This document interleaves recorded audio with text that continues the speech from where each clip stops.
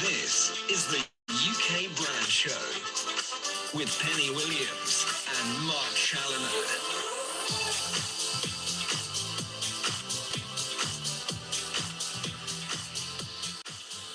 Well, good morning, good afternoon, good evening, wherever you are in the world. Hello, Penny. Hey, Mark, how are you doing? I'm very good, thank you. I'm very good indeed. Yes, I'm in a beautiful part of the world today. It's in the middle of the country in Sutton Coldfield, which I don't know if you know that place at all, but I'm in what looks like a beautiful moated castle of a place. I'm here for a conference next 2 days, so it's a beautiful place to hold a conference, I can tell you. Okay, so you can go for a walk later and enjoy the sunshine. Exactly, or go to the bar maybe, but it'll be well, yeah. How are you? Yeah, very good, thank you. Good. And we've got a special guest today. We're going to go back to him very shortly, but people can see his name on the screen. Stephen Shaw, who's an expert in everything to do with extended reality. If you don't know what that is, you'll hear all about it I later. learn something every time Stephen's on the show with us. Exactly. So I was at a conference last week about this particular subject, and one of the ladies stood up and said, the first thing she said was, if anyone's been to a party recently, then please tell me if you've been to one which didn't mention what's the metaverse, because everyone is talking about it. And that's one of the questions we're going to ask Stephen today. Exactly right, yeah. So we're going to talk about that. Also, just to mention before we get to Stephen, we've mentioned the association I'm attached to, which is the International News Media Association, which is all the media companies around the world, traditional newspaper companies mainly. And they start their annual World Congress. And we normally on this show feature that as what's being said and what the latest trends are and new technologies are in media. So because it's still virtual this year, it'll be back to in-person conferencing next year. So that'll be different. People can talk to each other face to face, which will be great. But for this year, it's the last time we'll be pandemic permitting. Last time it'll be as a virtual event. So we've split it over a number of weeks because there's a limit. Everyone will appreciate this. There's a limit to what you can actually stand on a virtual conference, especially where it's over many hours and many speakers. So we split it into verticals, things like I'm doing an advertising day next week. There's a data day and a subscription day, etc. So what we'll do in our next show is we'll talk about some of the things that are coming out in that conference. That'll be really good. Which would be great, I think. Yeah, so there's some good stuff coming out already. And I think what it also is about, I mean, just as a general thing, it's all about traditional versus new.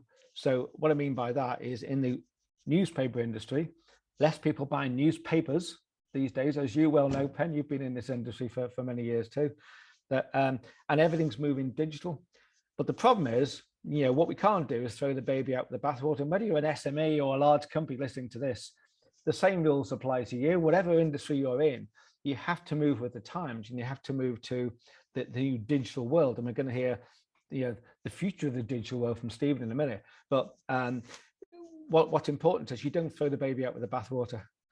You've got to keep what's still maybe traditional and still important and still a cornerstone to what we offer. People like our readers, our listeners, our viewers, our advertisers. But how do we transition to a digital strategy, which is, going to be different than what you may be used to? I think strategic innovation in this environment isn't easy, but, we've got to sort of unemotionally evaluate what our business is now, as they do in Silicon Valley all the time. In Silicon Valley, they look at mainly, I would say they look at mainly three things. They look at the changes in technology, they look at the changes in the customer expectations, and they also look at the changes in the ways companies spend their marketing and their advertising money. And I think those three things all contribute to a good strategic plan, which I think are important for everyone, no matter what size. And that's been accelerated, hasn't it, by the pandemic? I think everyone's having to re-look at their strategies for the next 5 years based on the huge customer shifts or consumer shifts rather. And of course, there are tools now available which weren't available in recent times. Things like how you segment your customer data, how you create curated audiences for certain verticals and stuff, which you can target better, how you make it more personalized, how you collect the data and how you use it. And you've got things like GDPR to think about. We've covered that on this show. And you know, how we create effective new experiences for customers. And that's the really key thing. And that's perhaps a lovely little segue into our special guest today, because talking about new experience, Stephen, if you're there and you can switch your camera on, that would be great. There he is. Hello, mate. Hey guys, Hey. good Good to afternoon. see you. Good to see you. Welcome back to the UK Brand Show. Genuine pleasure to be back. I think it's my third time. Do I get a medal or anything? You're making Frequent a sticky bun if you're lucky, but that's about all. No, I'm just, thanks for the invitation. It's just great to be invited back. No, it's great. And I've got to say, and I'm not just saying this because you sat there, I think, you know, I've heard you talk about this new world that's coming, and, you know, it's all about timing, isn't it, on a lot of these things. We've been talking about certain parts of this new world for many years now, but then everything has its day and everything has its timing. And I think the whole subject of metaverse and what that entails, which a lot of people probably won't know at this point until the end of this show, what it's all about, it is coming, and it's coming fast now. And I think it's one of those things, it's exponential, isn't it? Once it starts to get momentum, it's difficult to stop a steam train then, isn't it? Indeed. Yeah, very much so. So metaverse is what we're here to talk about, and new experiences. And I think this is, you know, probably the next stage in how we actually engage our customers and our advertisers and stuff. So tell us first of all, now you're probably fed up with this question, but I've got to start with the question: what is the metaverse?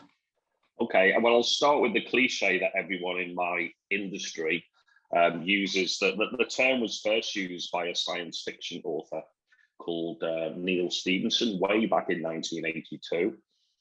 He used it, and he did admit at a later date, and I need to change one word in this quote, that he was making stuff up in an interview he later took in 2017.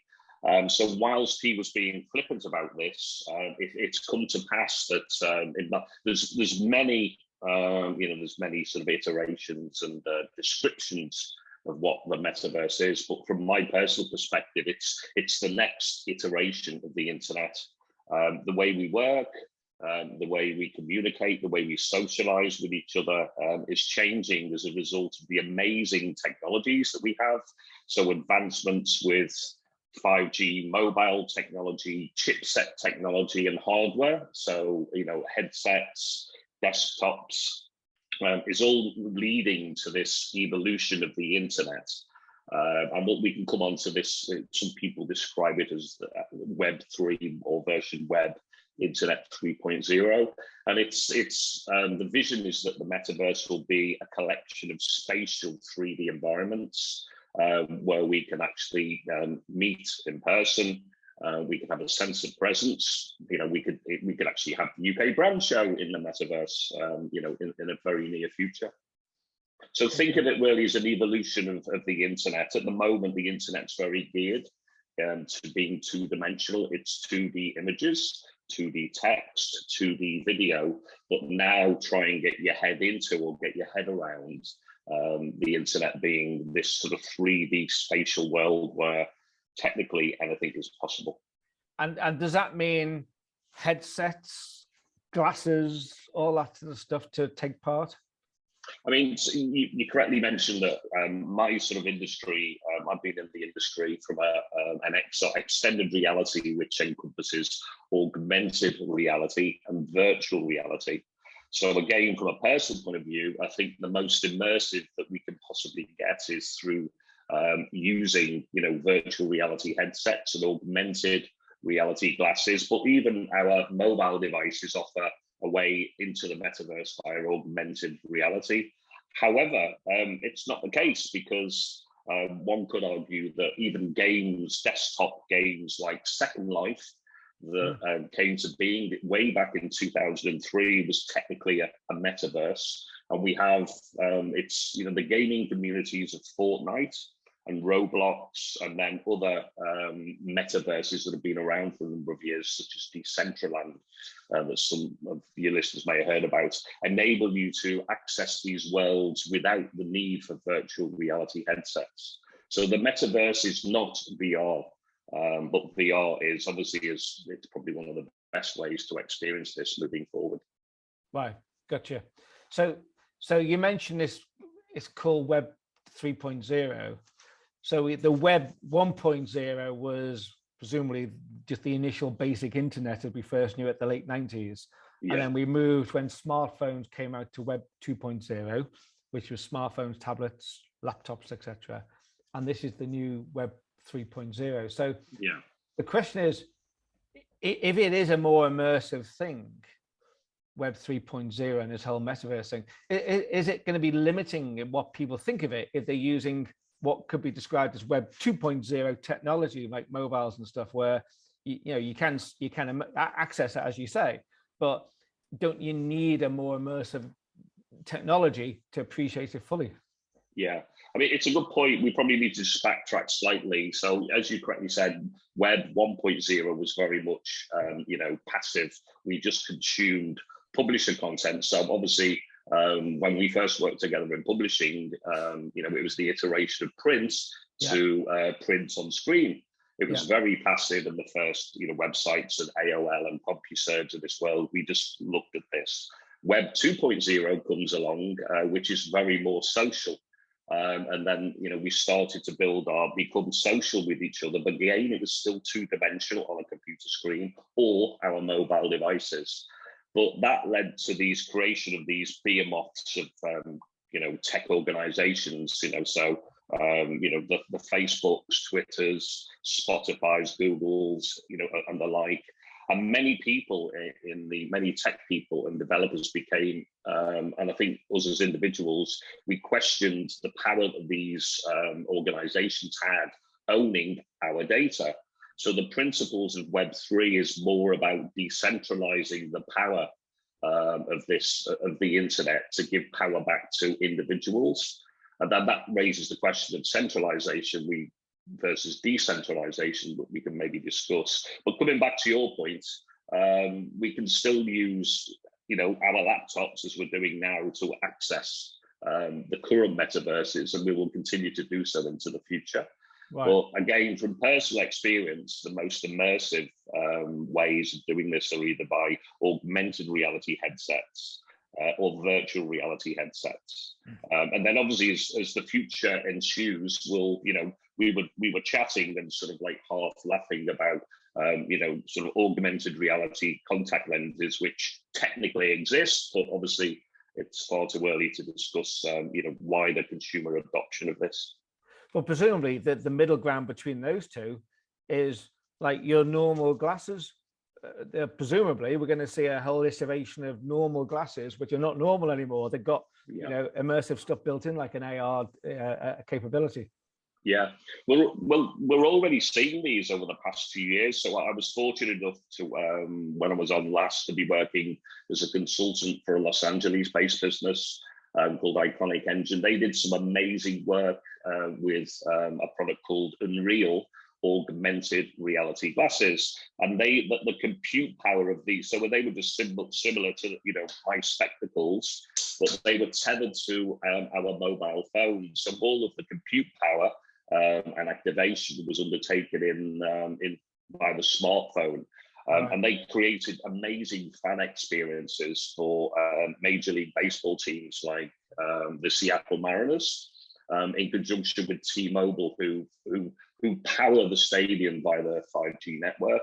So we could see avatars, holograms of baseball players in the VIP suite simply by wearing these augmented reality glasses. But as we've correctly mentioned before, the consumer penetration and adoption of these headsets at the moment, whilst the technology exists, the actual penetration is quite low. Now you just touched on something there. I think we've had this conversation before as well, where you talked about the sports stadium. Aren't BT Sport doing something in this space to create this home virtual experience, which is not just like watching a TV anymore when you're watching Formula One or a football match or whatever? Yeah. Aren't they investing in this? Yeah, BT Sport have got an amazing sort of innovation and technology team. And they just opened a huge new sort of innovation centre in London.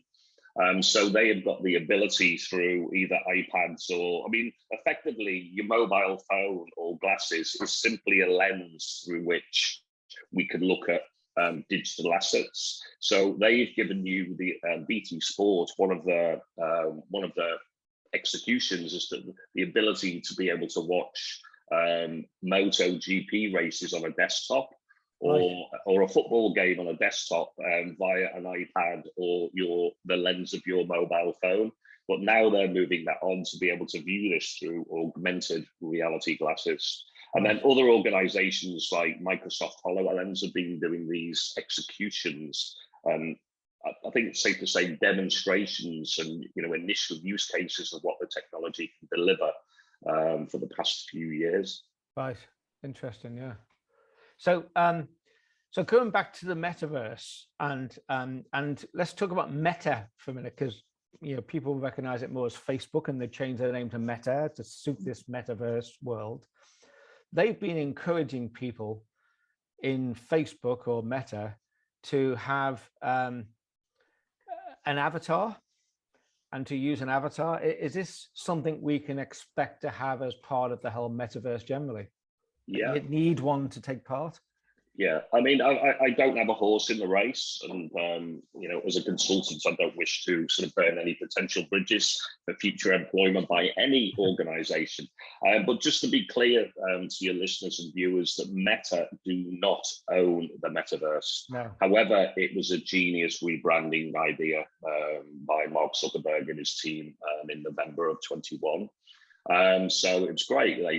Now they are developing their own metaverse for use with Meta Quests, previously called the Oculus Quests, and they've developed their own applications that you could try. It's in beta currently, called Meta Horizon.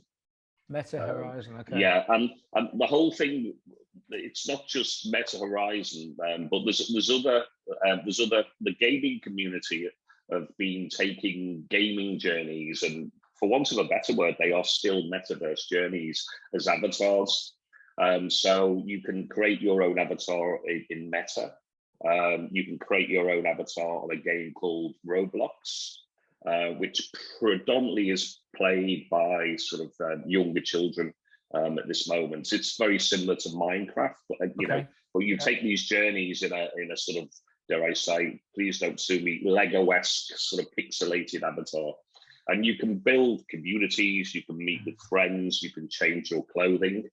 But a really good one for if the viewers and yourselves and the listeners wish to actually build their own avatar, their own free avatar.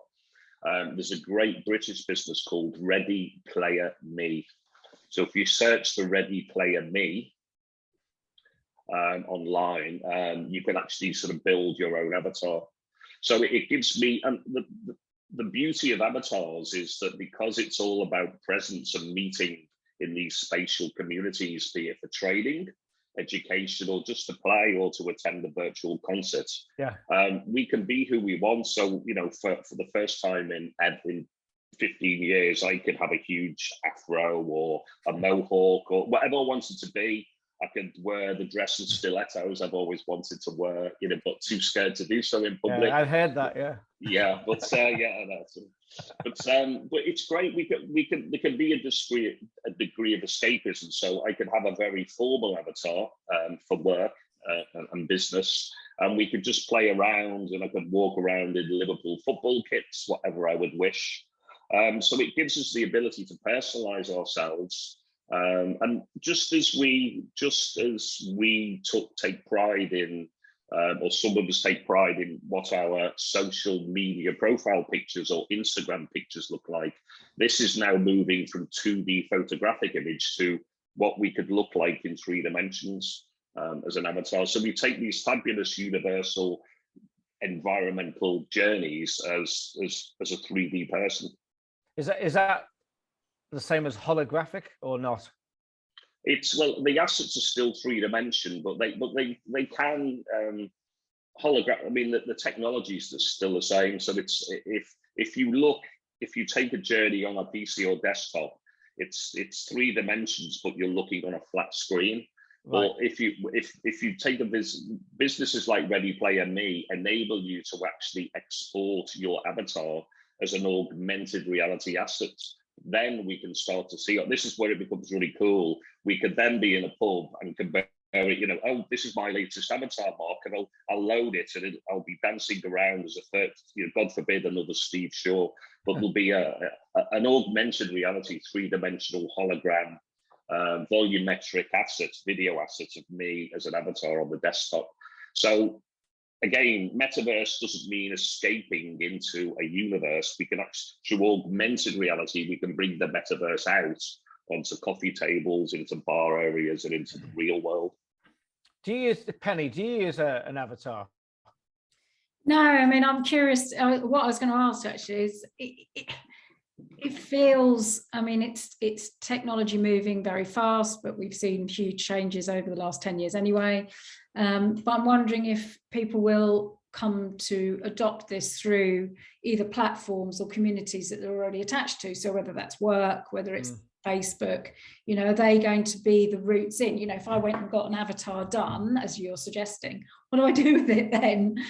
Where can I go and play? Or do I need the kit? I suppose it feels like it's early days, but it feels like it's moving really fast. Yeah, that's a really good point, Penny. I mean, I can never pronounce this word, but interoperability. So if we create, and this is, Ready Player Me, that this British business, one of their missions is to be able to, so if you create a Penny avatar, you would ideally, and this comes back to this, the whole concept of decentralizing the internet, because Facebook and Meta want you to ensure that they want to keep you in their environment, because they've captured you in Facebook and Instagram and WhatsApp for the past decade, and they don't want to lose your business and the money that you pay for incremental in-app purchases to, say, Decentraland or Roblox or Fortnite.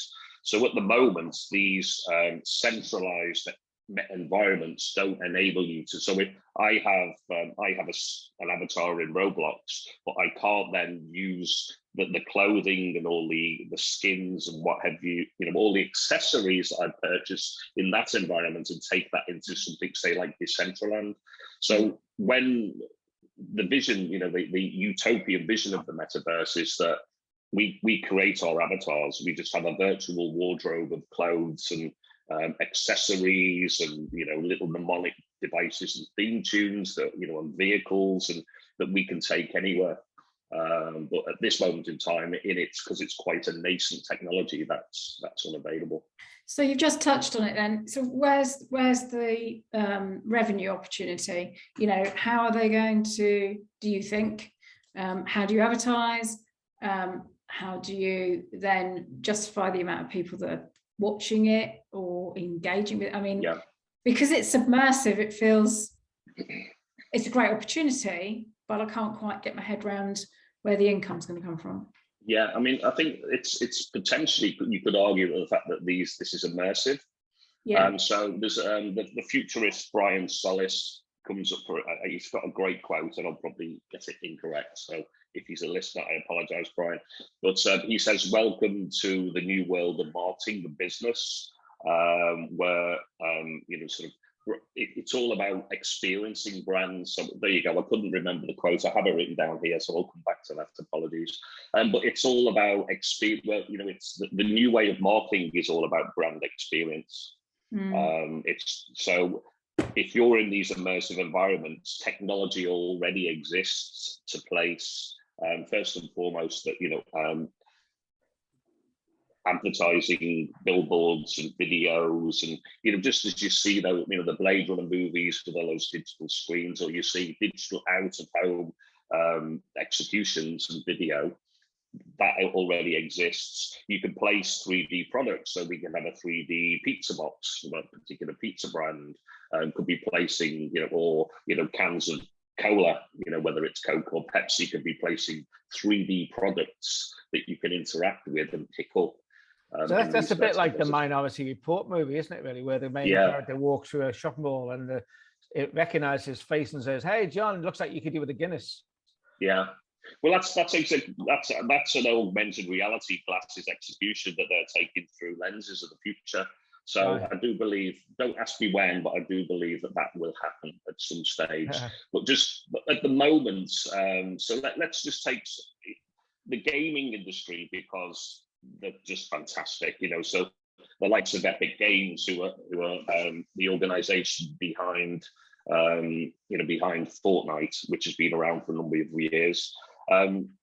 They've got they make billions from that game alone, and Epic Games, a billion-dollar organization. They create revenue from the sales of skins and avatars and weapons that you might use in particular battles. But they, from a brand perspective, and this is fascinating, and something that I'm trying to get involved in, from a brand perspective, there's a division within Fortnite game that has millions and millions, of daily active users across the globe.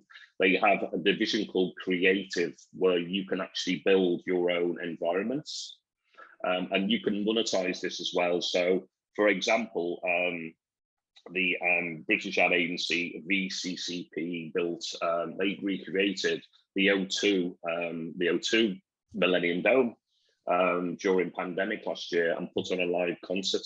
They had, I think they had something, like 50, with something over 10 million physical visitors as avatars to the environment, playing games and what have you. But if we were to create a UK brand show environments, Fortnite, Epic Games Fortnite, reward us with 5% of any sales that we make, that may make it our environment. So there's a revenue share opportunity in games existing today. Right. And also, then going back to Penny's point, you could create your own cryptocurrency. So we could have a UK brand books, crypto, in a decentralized environment. So there's and create NFTs, which we could sell, non-fungible tokens, which is a whole new rabbit hole to go down. But all this sounds like, it sounds to me, just hearing you talk at that last bit there, sounds a bit like the Wild West. Is there potential it could be that? Because it sounds, and correct me if I'm wrong, it sounds like there might be a lack of control here. And yeah, I'm worried about things like privacy and GDPR and permissions, all the rest of it. Is that an issue? Yeah, very much so.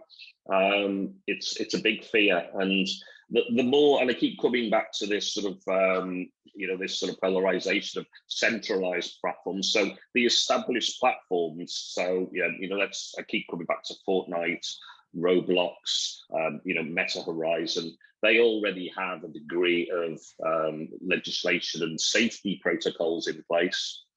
Where you buy things, you would just use sterling to buy avatars, skins, or emotes, within these games, in a decentralized environment, and where people are maybe trading with NFTs. There is a degree of, in fact, governments are fearful of this. In fact, some governments, such as China, don't enable, particular cryptos or non-fungible tokens to be sold because they're scared about things such as money laundering. But with any new nascent technology comes all the fear mongering, and there's always a problem. Yeah. There's a problem with just traditional social media where, or our credit card details get stolen from British Airways some years ago. So there is a degree of the Wild West, but now is the time from day one to actually put these protocols in place. And there are people doing that. Yeah, and even the UK government are looking to appoint like a Metaverse SAR to work with organisations, right, to make sure that citizens are as well protected as possible. Right. And from a business point of view, something else Penny touched on was, how do you measure the metaverse? I mean, we're used to now a digital world where you measure things like engagement and awareness and stuff, but is that the same in the metaverse, or is it going to be new metrics? Yeah, I mean, the current metrics are just actual individual numbers, sort of participating or active users. So traditional metrics will still be valid.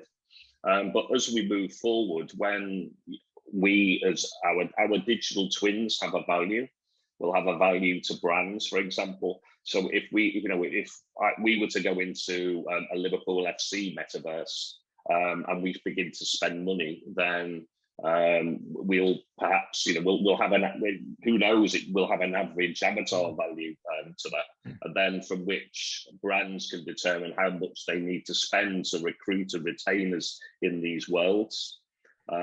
So I sort of get that now, yeah. I get that, because Penny and I were just talking before you came on about, this big Inmar conference has taken place at the moment, and now they're sort of concentrated all about how we sort of segment data and use behavior and all the rest of it. And what you're describing here is like the next iteration of that, isn't it? Yeah. There's a guy, NVIDIA, one of the huge sort of chip makers and what have you, one of the big sort of behemoths of tech industries. Their chief executive, Jensen Huang, came up with something great. They call it the Omniverse. So they're developing a suite of tools for their existing clients, creative tools. Well, he just said, he was quite adamant. He said, we now have a position to create more digital objects in a virtual world in the Omniverse or the Metaverse than exist on the planet today. So that builds a whole new creator economy. So some of your listeners might have digital skills and technologies where they can begin to create digital artifacts that can exist in the metaverse that people wish to buy. There's a beautiful fashion business called The Fabricant, thefabricant.io. Called what again? Sorry, Steve, what was it called? It's The Fabricant. The Fabricant. No, the T-H-E. Yeah, Fabricant. sorry, it's my Scouse accent, so I apologize. It's The Fabricants, and they create the most beautiful 3D digital clothing and dresses. It's like haute couture for the metaverse. And they've worked with sort of big brands and other metaverses to have fashion shows, but these physically sell. They sell these for thousands. Like someone bought a Gucci handbag in the metaverse for $4,000 some weeks back, and people are prepared to do this because it's just this sense of what not upmanship, but it's just like one up personship or whatever the term is these days, just to say, oh, look what I've got. And but it's just the world we live in, and people are collecting NFTs and tokens of artwork, and because I own this, and so there's a market for this. So a lot of the people listening here, Steve, will be an SME, and they're looking at this probably with an open mouth in some cases, thinking, oh my God, this is like scary on the one hand, but exciting on the other, possibly. But the one thing I guess they will be thinking above all is like, this is not for me, because you're going to need a huge budget, presumably, to take part in this. Is that correct? Not necessarily. As with any sort of new technology, we're not surprised that it's the big tech organizations and brands that make the first forays into these worlds. The likes of Nike at the moment have got 7 million into their Nike world within Roblox. Where you can actually buy digital trainers and have proof of. What's interesting is, just coming back to, we create these digital twin worlds. So whilst we could be in a metaverse having a chat, we can actually order digital product in the metaverse, and the real physical product is ordered and comes to our door in the real world.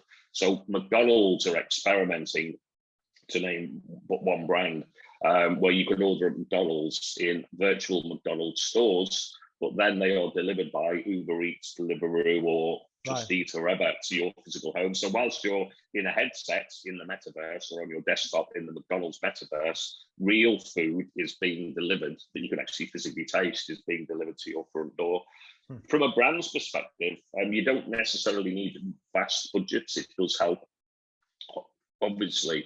But even within environments such as Fortnite, you can actually, and the Sandbox is another decentralized platform. There's creative tools in there that help you build your own environment. So smaller businesses, so there's nothing to stop. I think the obvious opportunities would be for retailers. So let's just take, Ashford International, retail outlets. They could create they could actually buy a plot of land in the central land and build something, and then sell out, then sort of subsell little divisions in there to some of their existing retailers. So they wouldn't necessarily need huge sways of money to have a presence there. There are ways, and also there's ways, as we mentioned already, of actually starting to sell advertising within these environments. I think the advice would be to any business, and not just small businesses, and even big organizations like Accenture, the big global consultancies who are working with these huge enterprise brands, are just asking their clients to consider what this might look like, and ask your own customers. So if you're a listener or viewer today, speak to your customers and ask what sort of games, if any, are you playing at the moment? Do you have an avatar? Where do you see yourself in this metaverse future? And then undertake your own customer research to find out, and try and vision where your business might be able to exist. What might the metaverse mean for you? No one would necessarily jump into these things and just throw money at this without actually careful research and consideration. It seems it's like a huge education process there. I mean, in the same way that when first people got smartphones and stuff, there was a massive education piece there, wasn't there? It seems to be the same thing with this. It feels like it's more business, B2C at the moment than B2B. Do you? I mean, would you agree with that statement? And how quickly do you think B2B will adopt? I think the stories, from a brand perspective, the stories that we get to hear about are consumer brands. Right. But there's a huge amount of activity that's been undertaken over the past couple of years. So again, we can't escape this. We keep coming back to pandemic. But the way we work is changed forever now. So we're all probably, apart from Mark, who's somewhere in Sutton Coldfield, would be led to believe. I'm working from home today, so we've got this hybrid working mentality. But now the metaverse and the advent of avatars gives us the ability to meet globally. So Mark's INMA conference could be held remotely, and whilst we miss meeting in person and socializing in person, the cost benefits to smaller businesses and huge enterprise businesses of training globally and having global client meetings via their headsets and avatars is vast, which, again, just citing Accenture, they bought, I think in the autumn of last year, they bought 60,000 MetaQuest headsets for onboarding for their new recruits. So they've created an Accenture metaverse where all of the new staff training and recruitment and recruit onboarding happens in the metaverse without the need to physically go to global places of work. I'm particularly interested because I do a lot of work with the construction industry, and they have often started to adopt AI, etc., to immerse yourself in potential new developments. But this feels like it could be adopted by them quite quickly. Yeah, but they're one of the sort of low-hanging fruit verticals, construction. When you consider that, these construction models and buildings, before a brick is even lifted in a hand, they are actually created in three-dimensional software packages like CAD and what have you. So they already have created a digital building that they can readily export into somewhere like Decentraland. So if I'm an ultra high net worth individual, and before I fly from, say, China to, One Hyde Park or something to see the Candy Brothers' latest amazing multi-billion-pound developments, I can actually take a tour of that in a virtual world, in a metaverse. And then the quality of these and the renderings of these objects and buildings and furniture is amazing. So construction industry is, it's as you've already said, Penny, they're already working with these technologies. We had them on the show, didn't we, Penn? We're looking at some of the immersive That's stuff. right, yes. But this sounds like it's right up their street. Yeah, from Dirty, the Dirty, video. that's right, yeah. Well, listen, Steve, it's been an amazing chat here, actually. I mean, I Really think, interesting. again, it's one of those things where I think you're either scared by it or excited by it. And I hope everyone's excited by it because it sounds amazing. Yeah, I mean, I would say I'm not. There are other headsets, but if you can afford it, and I'm not again, I'm not advocating the acquisition, the purchase of it, but a Meta Quest headset costs in the UK £299. Most people's smartphones cost more than that. So if you could afford that, and especially at this time, you know, the way the world is, it's still a considerable amount of money. But for businesses, I would just say try and play with the tools that are available. You know, have a play around, try augmented reality executions on your mobile phone, and just do your research. Just search for Metaverse on the computer, you know, read articles. And then what I would like to do in the near future is maybe to run, we could arrange another call in the near future where we'll create our own avatars and we'll broadcast that live from a virtual UK brand show. Yeah, that would be great. Count me in. We're up for that, Pen, aren't we? Yeah. We are. Okay, let's do it. Definitely. Well, listen, thanks, Steve, for your time and your expertise on this. It's great. And Brilliant. it just opens the door up to a whole new world, doesn't it, really? And it's just incredible what's happening out there. And I think we just need to embrace it, don't we? And just understand it. I mean, presumably, if anyone wants to know any more, presumably you can contact you if you want. Yeah, I would suggest there seems to be more Metaverse activity on LinkedIn. And because it's a business, you know, it's a business UK brand show, they can reach me at Stephen11. So Stephen with a PH, 11 Shaw on LinkedIn, Stephen11 Shaw on LinkedIn. And I would ask you, one of the biggest protagonists in this space is a lady called, an American lady called Kathy Hackle.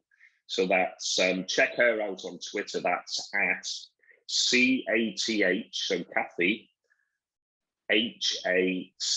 HACKL, Kathy Hackle. And she's one of the leading protagonists in the industry, and she's got some really interesting articles. And so feel free to follow me, but I think she's she's here and I'm not there yet. I'm sure you're getting there. I'm hoping, yeah. Listen, thanks very much for your time, Steve.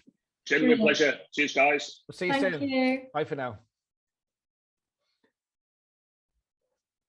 Well, what about that? I could have chatted for another hour. I wanted to ask him about Twitter as well, whether that's what Elon Musk is going to move into. Yeah, that's a good point. That's another subject for another show. Another time. Yeah. But yeah, really interesting stuff, isn't it? Really Very interesting. good. Yeah. So that's it for this week, Pen. It is. Yeah, you can. I'm gonna show you. I'm gonna go back to the world I'm in today. Can you see that? Beautiful. That's where I am right this minute. That's out my window. So I'm going into there to a conference now. Very nice. So I'll see you next time. We're going to talk about the Inmar conference and what's coming out of that. Some really cool stuff coming. Yeah, and you can follow us on Twitter and Facebook, and obviously the YouTube channel. But also we've got our own website, which is ukbrandshow.co.uk, to hear more of these episodes. Indeed. And thank you everyone for listening in. I hope you enjoyed today's show. We certainly did, didn't we, Pen? So very good. Yeah. We'll see you again soon. Bye for now. Bye.